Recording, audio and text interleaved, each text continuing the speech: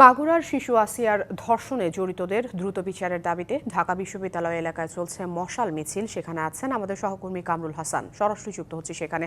কামরুল, প্রতিবাদ মিছিলে আসলে কারা অংশ নিয়েছেন এবং তারা কি বলছেন?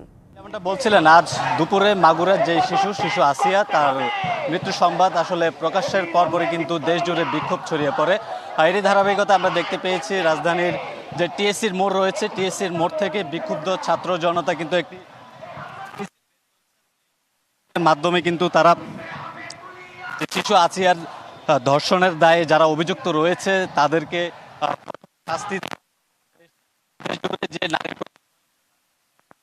এবং যে কিন্তু মিছিলটি আপনার কিছুক্ষণ আগে নীলক্ষেত থেকে দক্ষিণ করে এখন কিন্তু আপনার ডিসির বাসভবন হয়ে আবারও উৎসবের খুশি হবে নগদে বেশি, কারণ ঘন্টায় ঘন্টায় আছে গিফট জেতার সুযোগ।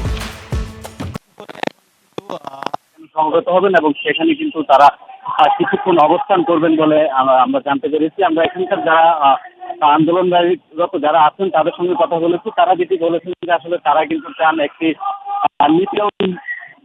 নিপীড়ন মুক্ত এবং যাতে সমাজের নারীরা একটু নিরাপদে থাকে এবং এই ধর্ষণের মধ্যে যে ধরনের ঘটনাগুলো ঘটছে এই ধরনের ঘটনা যাতে পুনরাবৃত্তি না ঘটে, এই ধরনের দাবি কিন্তু জানাচ্ছেন। আর পাশাপাশি এগুলো নিয়ে কিন্তু বেশ সোচ্চার এখনকার যে তরুণ প্রজন্ম রয়েছে, তারা কিন্তু এই ধর্ষণ বিরোধী যে দাবিগুলো রয়েছে সেই দাবিগুলো তারা জানিয়ে যাচ্ছে এবং এই ধরনের কোনো ঘটনা ঘটলে তারা কিন্তু এর বিক্ষোভ জানাচ্ছে।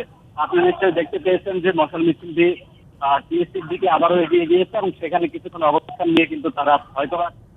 কামরুল, আপনাকে ধন্যবাদ।